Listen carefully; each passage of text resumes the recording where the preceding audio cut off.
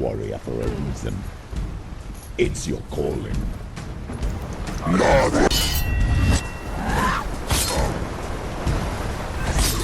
It's nearly over.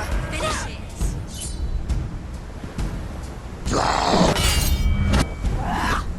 Why such a past when there is a new road ahead? The only one that makes any sense. Just!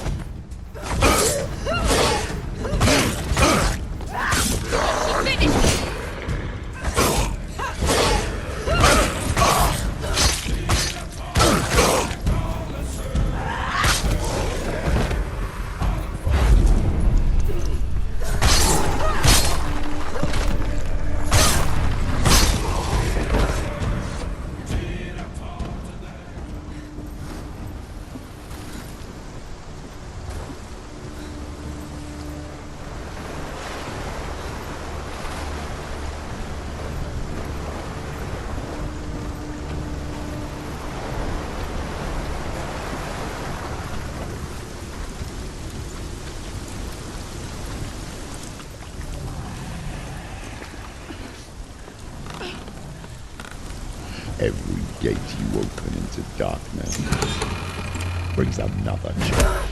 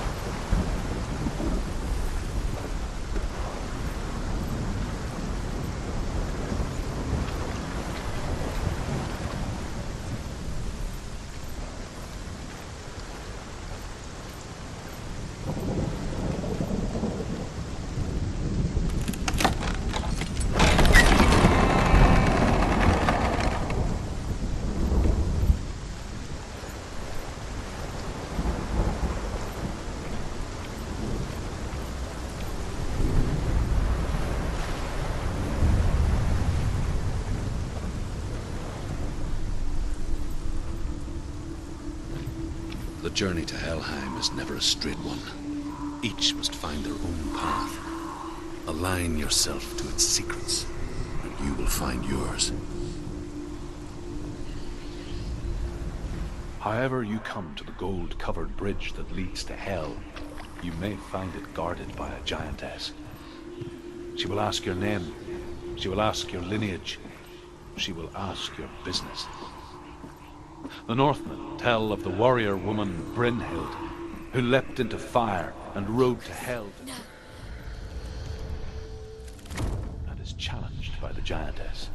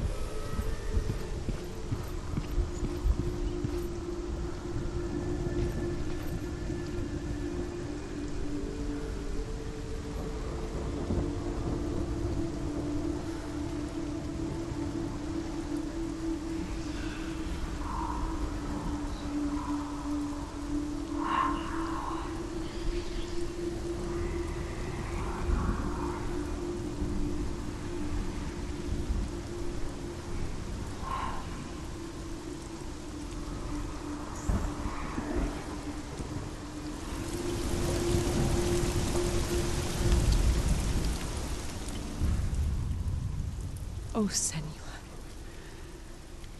Your father does not hate me. He just fears the souls in the underworld. He cannot see that they are already afraid.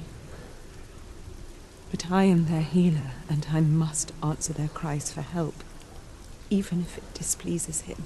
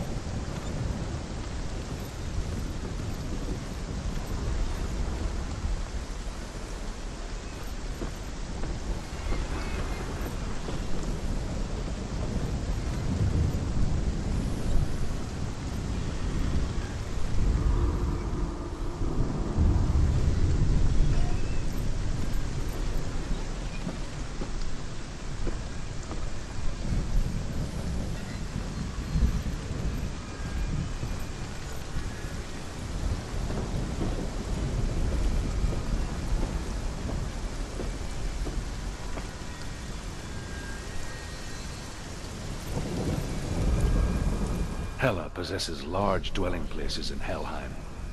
Tall are her walls, high are her gates. The name of her dish is hunger. Her knife is famine. On her threshold all will stumble. Her bed is called sick bed, and her bed hangings are called flames of a funeral pyre. They say she is easy to recognize, half black and half the color of flesh, and her face menacing and grim.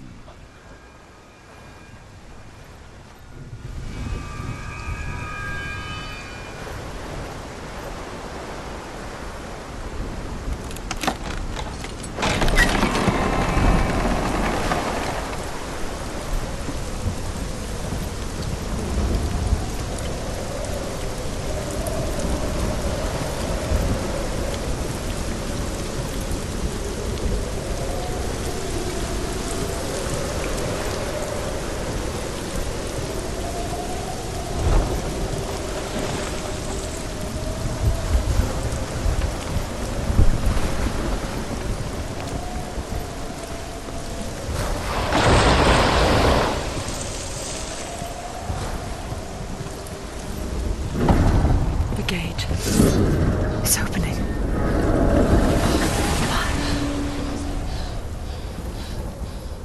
Who is it? It's coming. That song again. Is it? It's Hela. Yes, the source of the darkness. It's coming. This is your moment.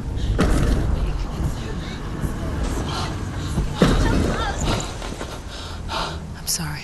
I can't watch this. What are you doing? You're showing weakness. You're not a warrior. You're a disgrace. The gods will punish you for this. Pick up the sword.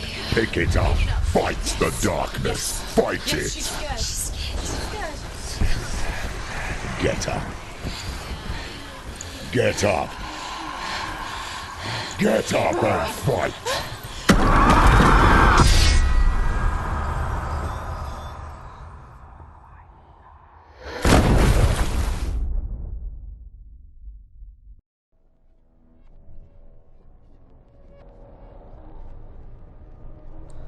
Stormy seas and lost souls. She's dreamt of this before. They say dreams are visions of our memories, thoughts and fears, as seen by our inner eye. But what if each one of us is always dreaming, even when awake, and we only see what our inner eye creates for us? this what hell is? A world shaped by Senua's nightmares.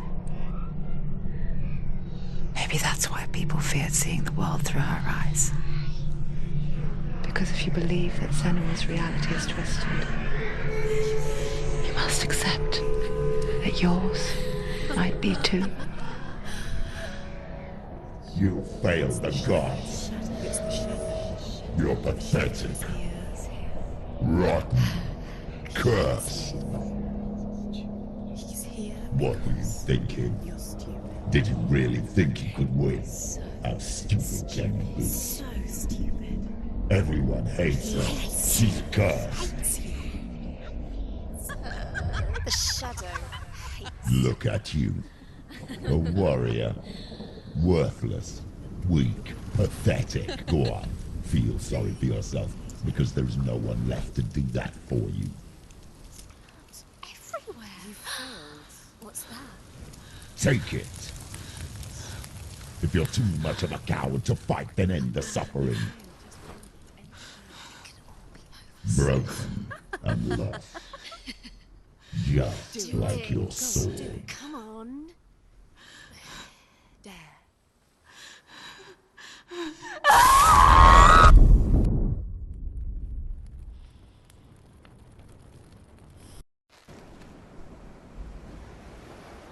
Why go on when you give everything and face that which torments you, only to find that it is worse than you could have imagined? Why go on? Is it really so weak to ask this?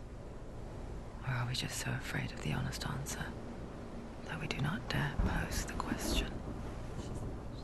Sometimes the answer lies in a memory, a feeling, a song.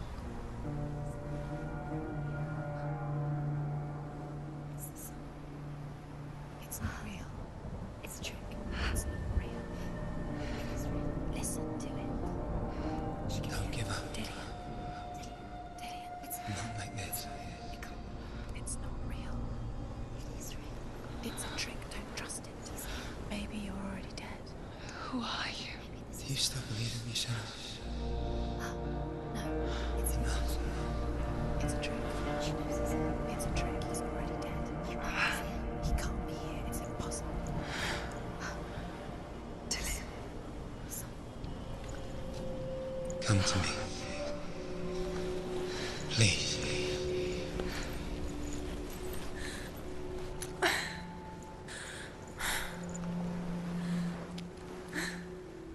The light. Go towards the light. It's him. There he is. It can't be him. It's just a trick. It's in your mind. No, he's here. It's in your mind. It's real. It's happening. Go towards it.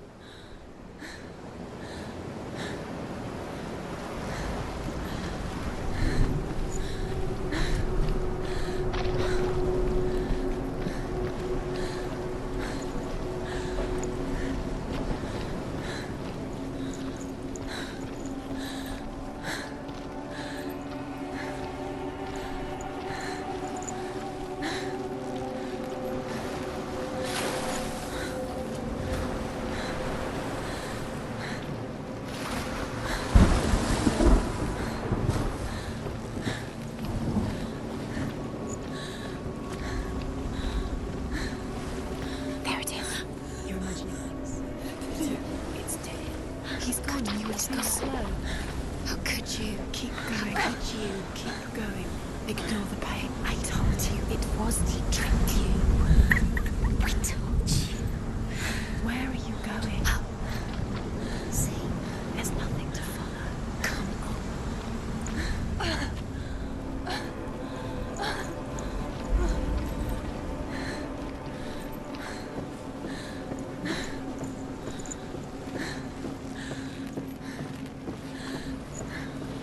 Before she first met him, she was not in a good place. Just a teenager, but not like the others.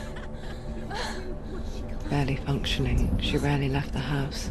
Her father Zimbel made sure of that. Only occasionally did she venture out on her own, collecting firewood and herbs. Errands, out in the Orkney Plains. That was her world. Like this one. Barren and lonely.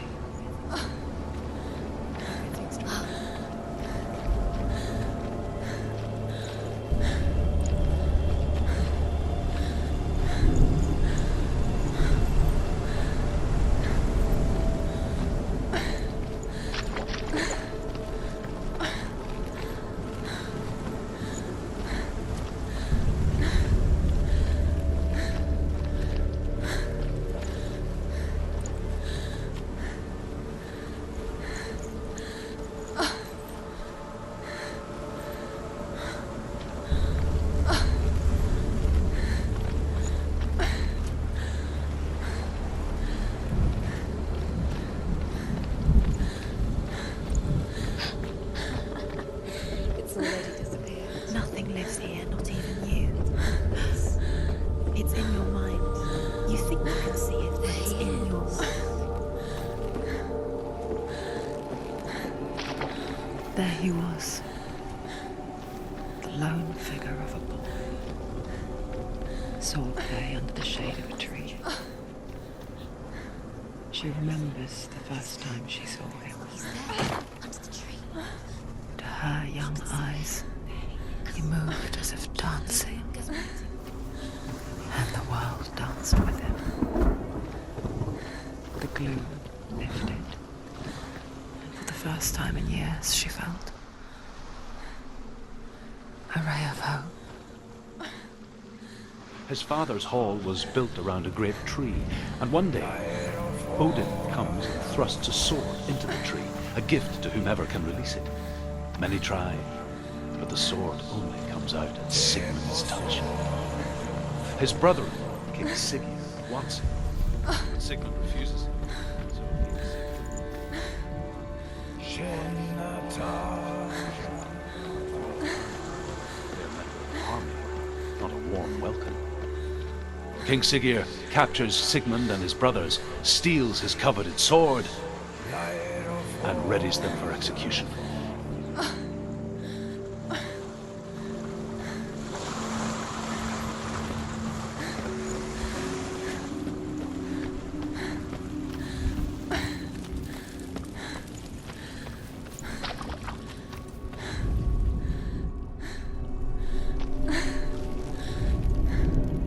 Death for Sigmund and his brothers seems certain. But the king's wife is Sigmund's sister, and she begs for mercy and implores the king to chain them up instead. He agrees. Not for mercy, though, but because he plans an even more cruel and lingering death. Chained to a tree in the forest that night, a she-wolf comes and devours one of Sigmund's brothers. She returns, ravenous, night after night, until only Sigmund is left. The next day, Sigmund's sister sends a servant with honey to smear on Sigmund's face. But to what end? Well, that night, when the she-wolf appears again, you'll never guess what happens.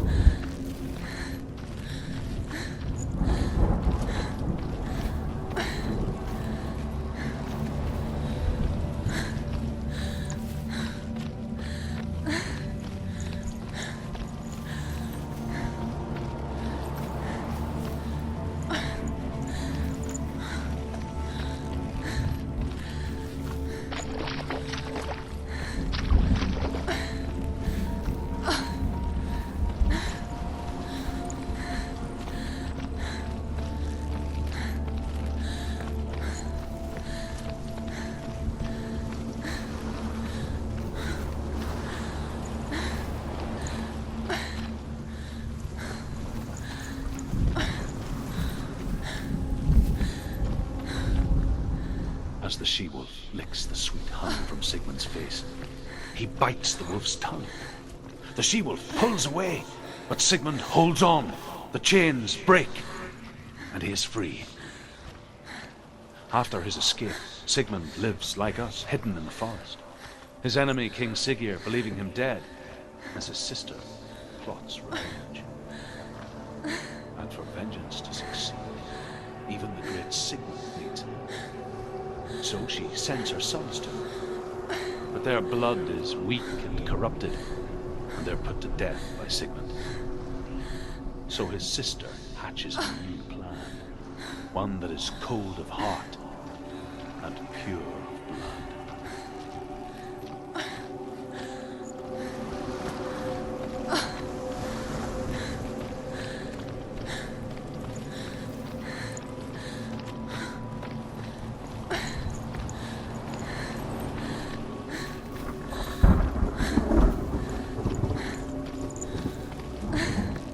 Day after day, watching from afar, she mimicked him, perfecting her own secret dance, wishing those fleeting moments of light would stretch out to last forever. It's a trick. It's an illusion. It's not real. But you really think it's real. You want to believe it's real, but it's a trick. You're deluded. Where are you going? Where is she going? What is she following? You can't even fight. It's just deception. How does he so effortlessly court the world and bliss? If only she could do the same. See the world through eyes anew and dance with it, just like he does.